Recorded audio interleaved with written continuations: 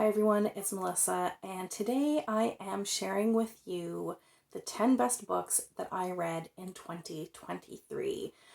This is the time of year I've been waiting for. I love making my top 10 list.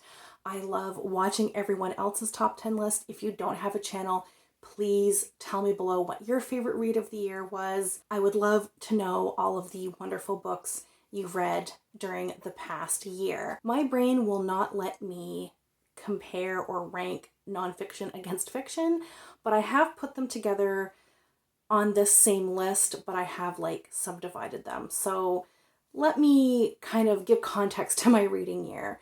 While I read a lot of very good fiction books this year, I didn't read very many great or absolute favorite fiction books. I did give fiction books 5 stars, but not a great many of them. By contrast, I gave many nonfiction books 5 stars. So I looked back at everything I gave 5 stars this year, and I pulled the kind of best of the best from nonfiction and fiction.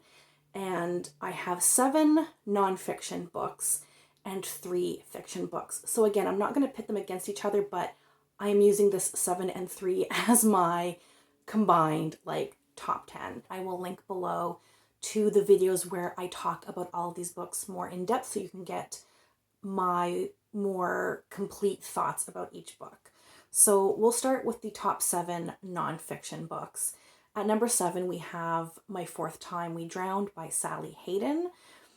The author is a journalist who specializes in socio-political issues in Northern Africa, and this book is about refugees, people who either are from Northern Africa trying to escape into Europe, or people from other countries in Africa that have to first migrate to Northern Africa to then try to cross the Mediterranean Sea into Europe.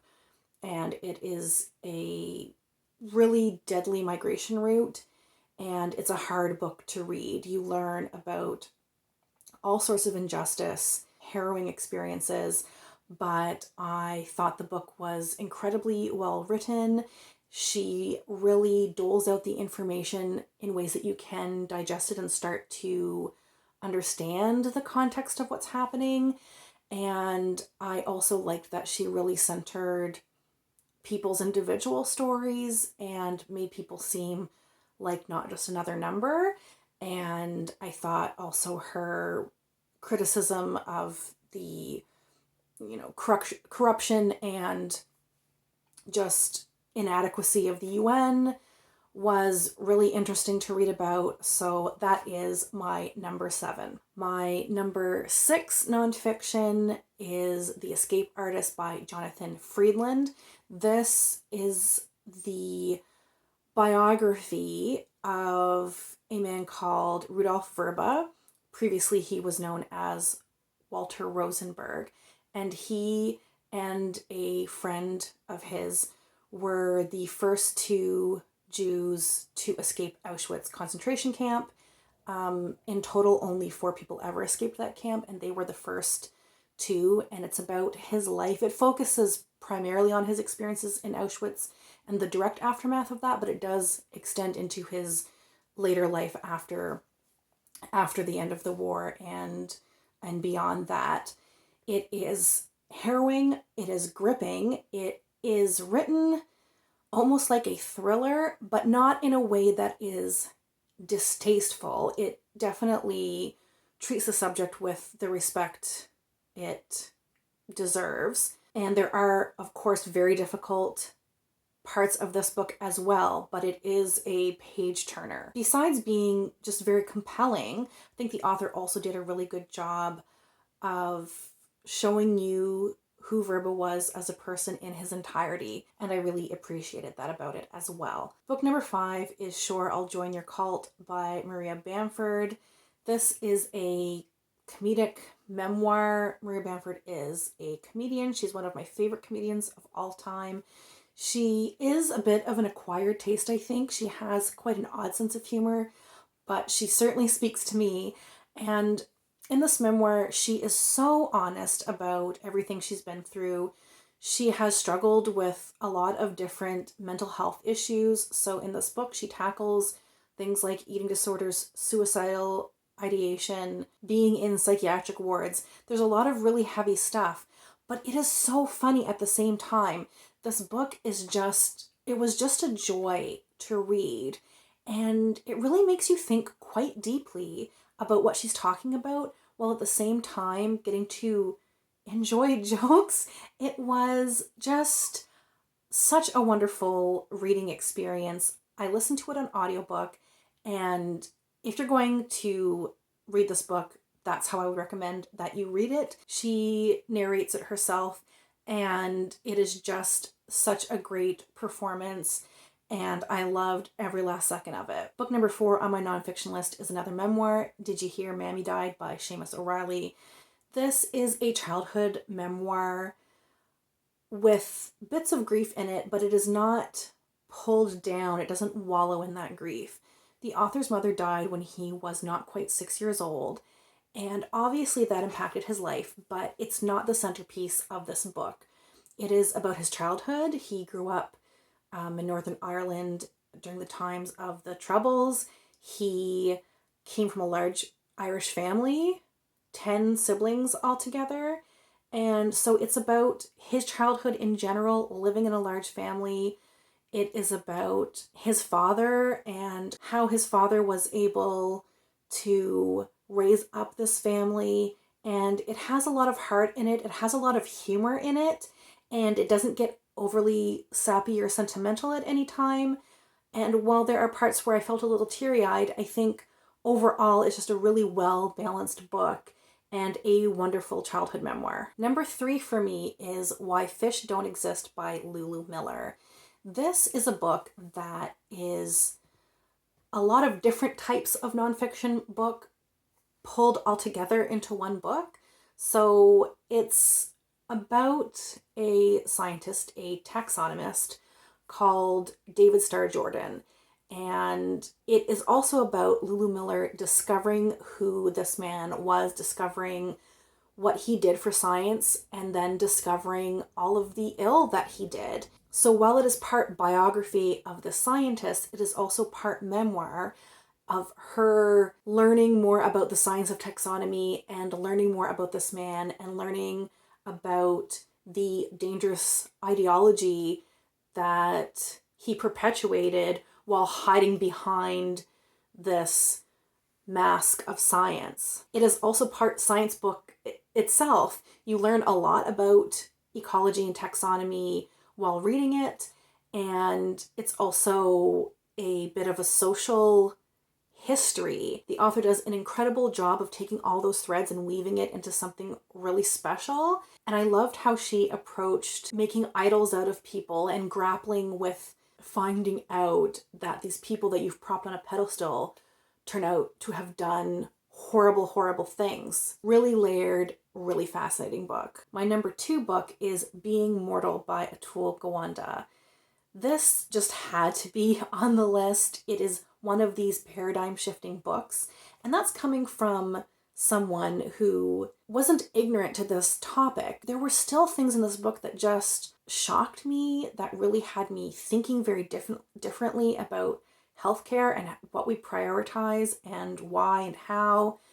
It's a book about how we are afraid of death and how specifically doctors and the healthcare system is afraid of death, and how we do real harm by focusing on prolonging life versus a quality of life, even if that's a shorter life. Something else that surprised me about the book is that while it is about mortality, the bulk of the book isn't necessarily about death or the very last weeks or months of someone's life, but it was about aging and the elderly and nursing homes. And it's a book that I would recommend to absolutely everyone to read. And my top nonfiction book of the year is An Immense World by Ed Yong. This is a popular science book that puts other popular science books to shame. It is so utterly fascinating and so well written. There were sentences in here that were simply beautiful.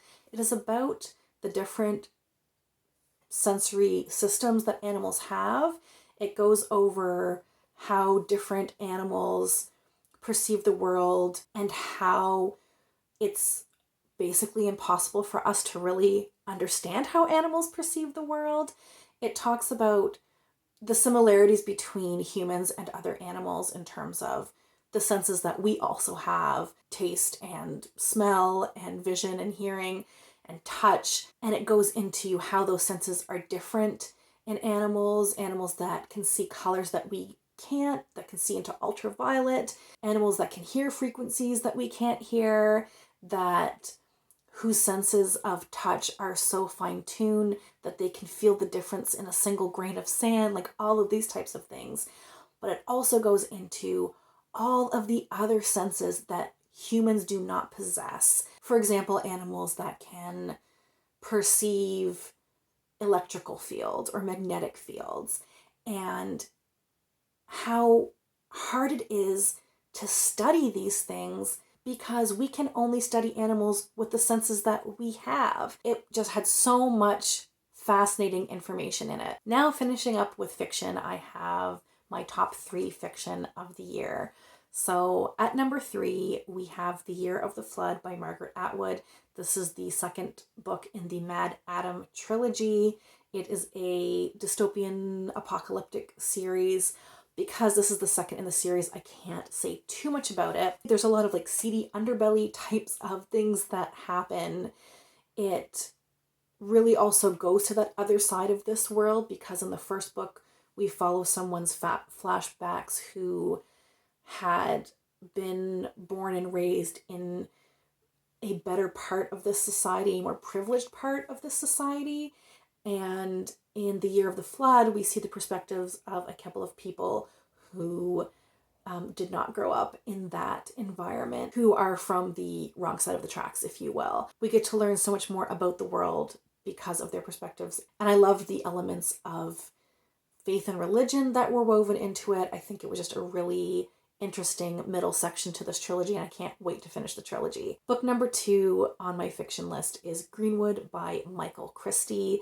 This is marketed as an apocalyptic book. It starts and ends that way, but I think that will put people off who aren't into apocalyptic fiction, and it is such a incredibly minor part of the story that I have just been shouting from the rooftops at people that this is not what this book is about. I've actually done a full standalone review of this book that is spoiler-free that I will link below, where I talk about this book at length, and it is not apocalyptic. The beginning of the book is set in, I think it's like 2038 or thereabouts. It goes back in time, generation to generation, in increments of about 30 to 40 years, and follows different members of this family going back to this origin point with these 2 brothers who really aren't on speaking terms anymore, and we follow the line back until we see what caused that rift.